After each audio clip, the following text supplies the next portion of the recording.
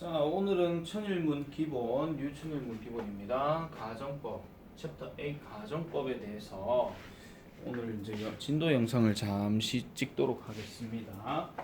자, 우리가 중학교 3학년에서 가정법이라고 하는 것은 이제 처음 접하는 부분이다 보니까 아무래도 이제 좀 생소하게 느껴질 수가 있습니다.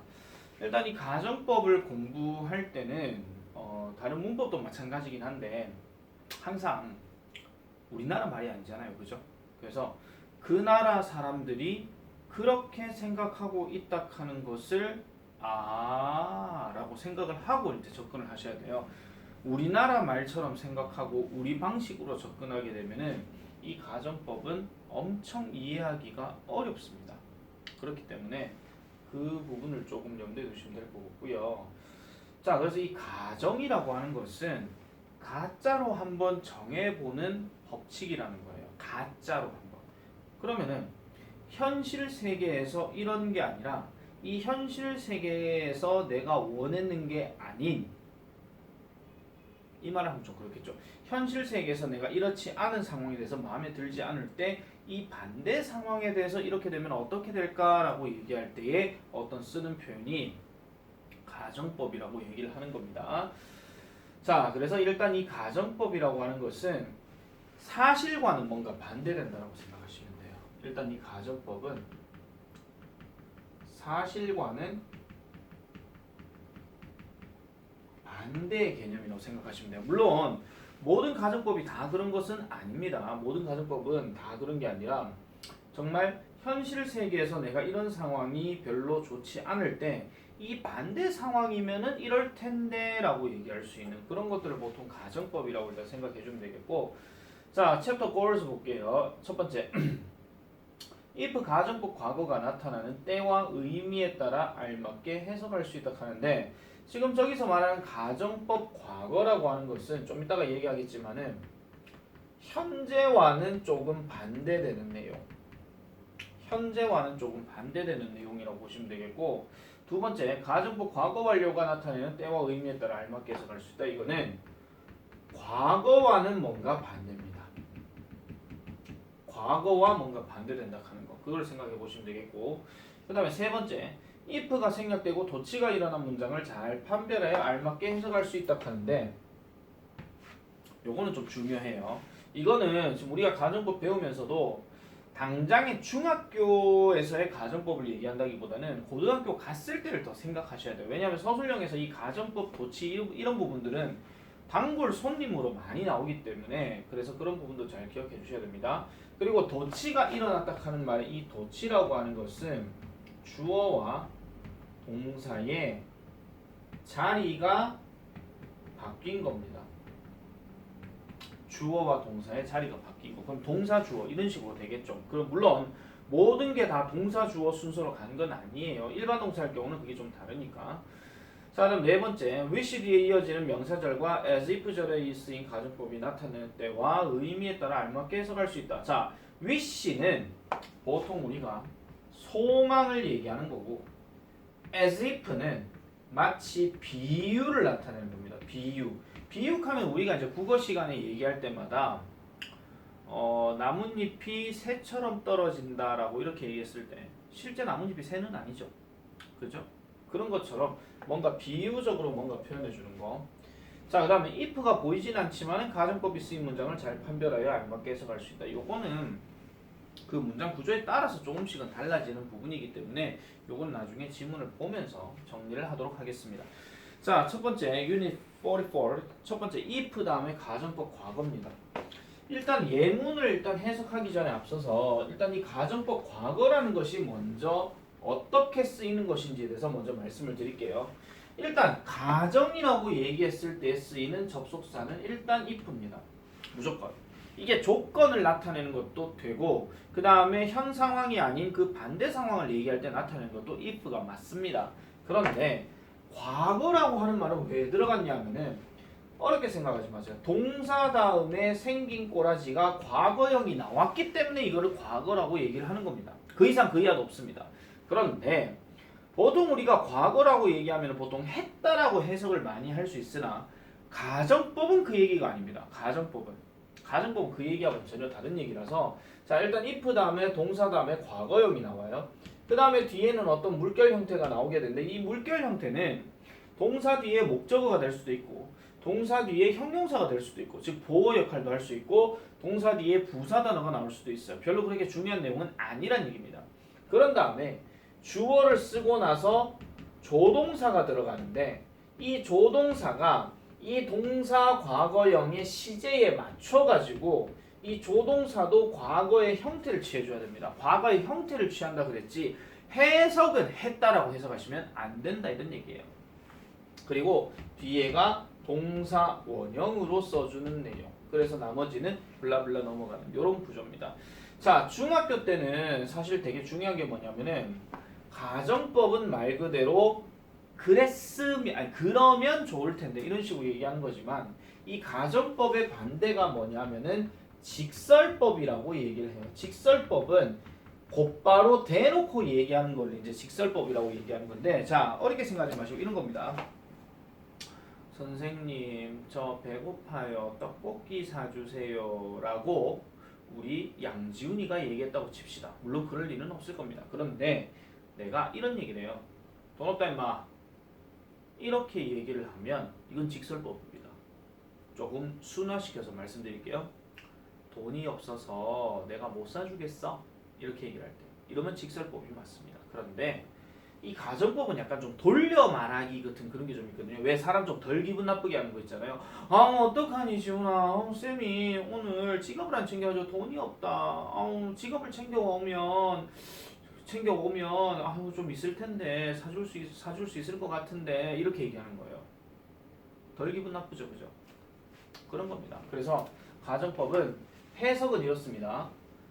만약에 if 여기 집어넣고 주어가 동사하면 뒤에 나오는 주어는 동사 할 텐데 그러면 결국은 주어가 동사하지 않기 때문에 주어는 동사하지 못한다 이런 얘기예요. 이게 직설법이고 뭐뭐 하면 뭐뭐 할 텐데 하는 말은 결국은 돌려서 말하는 거기 때문에 이거를 가정법이라고 얘기를 하는 겁니다. 됐죠? 근데 다시 말씀드리지만 이 가정법 과거라고 하는 것은 결국은 뭐의 반대야? 현재 사실의 반대다 이런 얘기예요. 그래서 나중에 직설법을 쓰게 되면은 이 반대라는 개념에 대해서 뭐가 반대가 되냐면은 동사 기준에서 반대가 되거든요. 그래서 시제가 반대가 되고 만약에 if에 과거 썼잖아요. 그러면 과거의 반대는 현재거든요. 미래는 없습니다. 미래는 빼세요. 그래서 시제가 반대가 되고 그 다음에 여기가 지금 not이 없잖아요. 그래서 not이 있고 없고의 차이다. 그래서 긍정 부정의 문제다.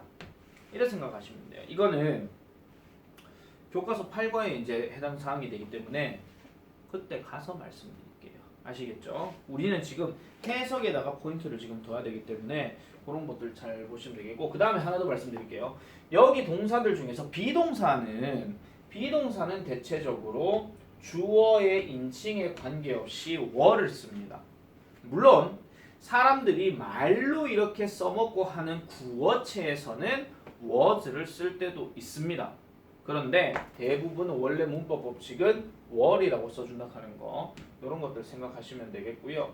그래서 여기 나오는 예문들을 전부 다 어떤 식으로 하느냐 뭐뭐 하면 뭐뭐 할 텐데 라고 해석하시는 게 정석대로라면 맞아요. 그런데 만약에 고등학교 들어갔을 때 독해글들을 되게 읽을 때 그렇다고 해서 그걸 계속 뭐뭐 하면 뭐뭐 할 텐데 라고 하실 필요는 없습니다.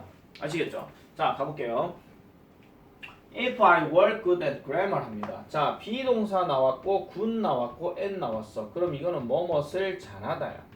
가정법으로 가볼게요. 자 if 들어갔고 주어 들어갔으니까 내가 만약에 문법을 잘 한다면이에요. 잘 한다면 그러면 I could answer 하니까 나는 답할 수 있을 텐데 라고 얘기하는 겁니다. 뭐에? 그 질문에. 이렇게 얘기하는 거죠. 하나 더 가볼게요. 만약 내가 만약이란 말에 너무 목숨 걸지 마세요. 결국 만약이란 말은 잘 안 들어갑니다. 뭐뭐 하면이니까 내가 8시간을 가진다면 뭐 하는데 chop down a tree 이렇게 들어가니까 흔히 말해서 이제 베는 거예요. 나무를 베는 데에 8시간을 내가 가진다면 현재 내가 8시간을 가진다면 I would spend 나는 보낼 텐데 뭐를 6 sharpening my axe 이렇게 들어가니까 6시간을 내가 보낼 텐데 이런 말이에요. 뭐 하는 데 있어가지고 날카롭게 하는 데 있어가지고 원래 이 sharp라는 단어가 날카로운이고 en 들어가게 되면 날카롭게 하는데 ing가 또 들어갔기 때문에 날카롭게 하고 있는 이런 말이겠죠. 그래서 내 도끼를 날카롭게 하는 데에 6시간을 보낼 텐데 그럼 실제로 8시간 있다는 얘기 없다는 얘기예요? 없다는 얘기죠. 그래서 나중에 직설법으로 바꾸게 되면은 이 if에 대조되는 표현이 바로 적으세요. because, since, as에 들어가는데 얘네 공통적인 뜻이 뭐냐면은 뭐뭐 때문에요. 아까 말씀드렸다시피 양지훈이가 선생님 배고파요. 떡볶이 사주세요. 돈 없다. 돈이 있으면 사줄 낀데 돈 없다. 돈이 없기 때문에 못 사주겠다 이런 얘기예요. 아시겠죠? 자 그렇게 보시면 됩니다. 자 계속 가봅시다. If my grandparents 만약 내 할아버지 할머니 즉 조부모님이 were alive 살아 계신다면 현재 살아 계신다면 they could experience 그들은 경험하실 수 있을 텐데 뭐를 whole new world 전체 새로운 세계를 경험하실 수 있을 텐데 라고 이렇게 얘기하는 거예요. 즉 다시 말해서 완전한 새로운 세계를 경험하실 수 있을 텐데 근데 결국 살아계시지 않고 돌아가셨다. 이게 직설법이죠. 아시겠죠? 자 448번 만약 자연이 were not beautiful 아름답지 않다면 it would not be worth knowing 자 여기서 it은 자연입니다. 그 다음에 be worth 이제 우리 동명사에서 배웠죠. 뭐뭐 할 가치가 있다니까 이 자연은 알 가치가 없을 텐데 라고 이렇게 얘기해요. 그리고 삶은 would not be worth living 살아갈 가치가 없을 텐데 라고 이렇게 얘기하는 거죠. 그러면 반대로 생각하면 자연이라고 하는 것은 아름답기 때문에 이 자연은 알게 될 만한 가치가 있는 것이고 그리고 이 삶이라고 하는 것은 살아갈 가치가 있더라 라고 얘기하는 겁니다. 이게 바로 직설법의 형태라고 보시면 되겠죠. 자, 그 다음 계속 가볼게요. 만약 계속 쌤이 자꾸 만약 하는데 그냥 습관적으로 그냥 하는 겁니다. 만약 당신이 had a 1-year vacation 1년간의 휴가를 가진다면 what would you do? 뭐 하겠는가? during the time 그 시간에 이렇게 얘기하는 거죠. 요런 것들도 의문문이라서 그렇지 결국은 조동사 과거형에다가 동사 원형 들어간 형태입니다. 아시겠죠? 자 그래서 요런 내용이 계속 이제 진행이 되는 거예요. 그 다음 가볼게요. 자 if happiness were sold 행복이 팔린다면 우리들의 소수의 사람들만이 그 가격을 지불할 텐데 라고 얘기합니다. 그러니까 행복이라는 것이 돈을 주고 살 수 있는 거라면 우리들의 소수만이 그걸 가지고 살 수 있을 것이다. 그러니까 could pay 하니까 돈을 지불할 수 있을 것이다 이런 얘기겠죠. 뭐 행복이 뭐 3억 8,500만 원이라고 하면 우리 같은 사람 못 살 거잖아요. 그죠? 그러니까 뭐 돈을 가진 부자들만이 그렇게 할 수 있을 것이다 라고 이렇게 얘기하는 거. 아시겠죠? 근데 행복은 팔릴 리가 없죠. 그 다음 451번 Life expectancy 기대 수명입니다. 기대 수명. 그래서 기대 수명 그 뒤에 보시면 would grow 이렇게 들어가니까 would grow by leaps and bounds 합니다. 그러면은 이게 어떻게 되는 것이냐? by leaps and bounds 급속히 어떻게 될 것이다? 빨리 올라갈 것이다 이런 얘기가 기대 수명이라는 것이. 근데 뒤에 여기 if 들어갔죠. 자.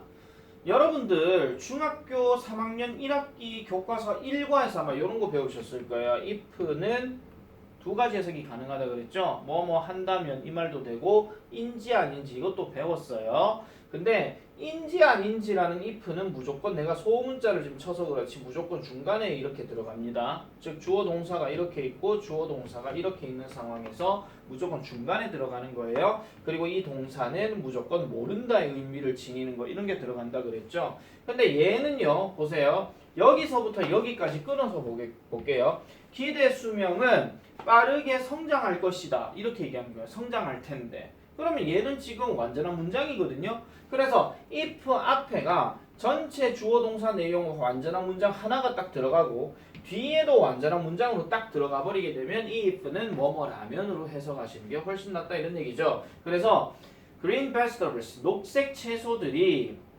베이컨만큼 좋은 냄새가 난다면 이렇게 얘기하는 거예요. 그러면은 기대 수명은 빨리 올라갈 것이다. 이게 무슨 말이야? 그러면은 베이컨만큼 좋다는 얘기는 뭐야? 그 채소들이 맛있다면 이렇게 되겠죠. 그러면 사람들이 적극적으로 많이 먹을 거니까.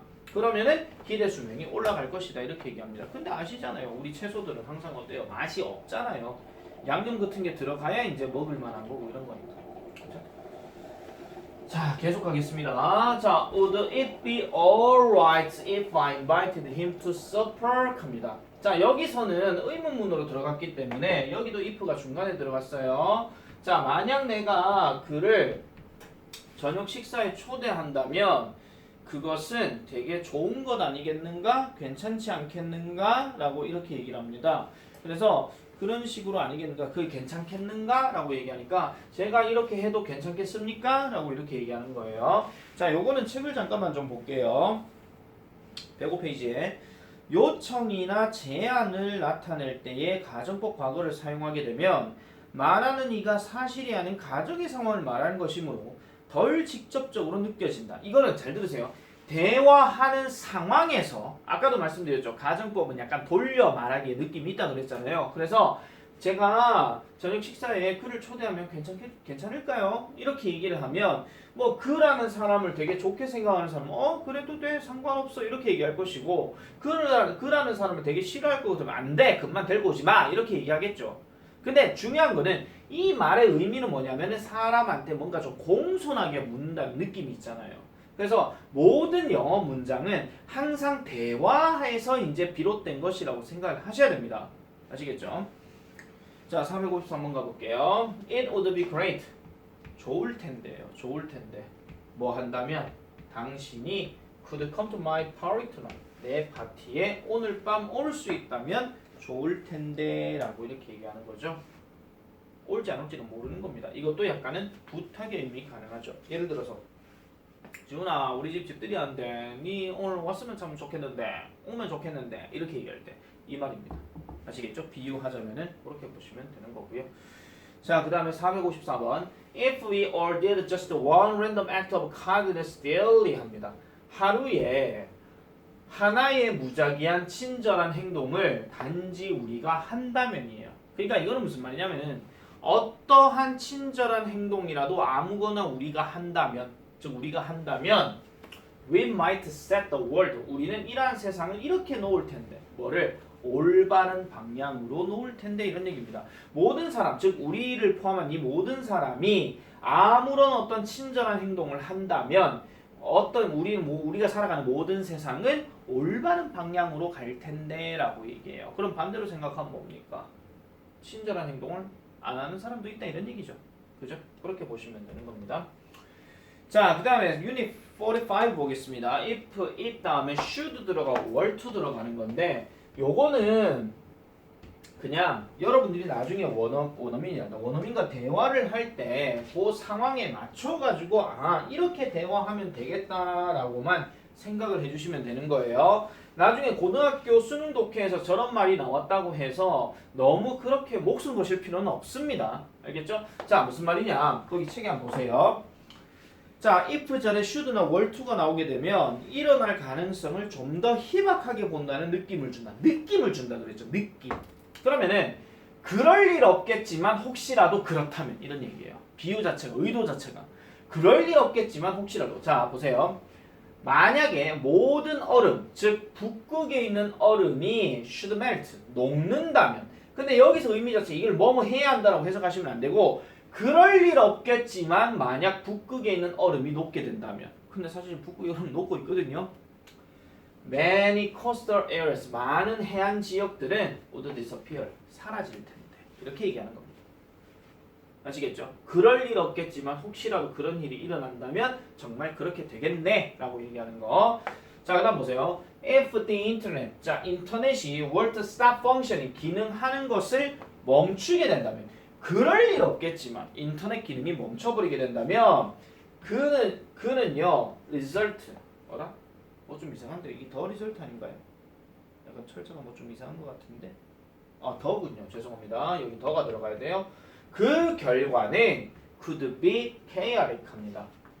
혼란스러울 텐데 이렇게 얘기하는 거죠. 인터넷 자체가 우리가 만약에 없어지게 된다 하면 이 세상에서 인터넷 돌아가는 얘기 되게 많거든요. 하는데 스마트폰마저 인터넷이 없어지게 되면 우리가 데이터를 사용할 수가 없는 상황이 돼요. 그러면 아무것도 할 수 없는 상황이 되죠. 가장 대표적인 게 카카오톡도 못 해버려요. 쌤 와이파이 아니 인터넷이 안 된다고요. 인터넷이. 그럼 와이파이도 없는 거죠. 아시겠죠? 자, 그래서 이런 경우를 한번 좀 보시면 될 것 같고요. 자, 그 다음에 거기 팁에 보면은 457번 한번 더 해야 되구나. 자, 요거만 더 보고 말씀드릴게요.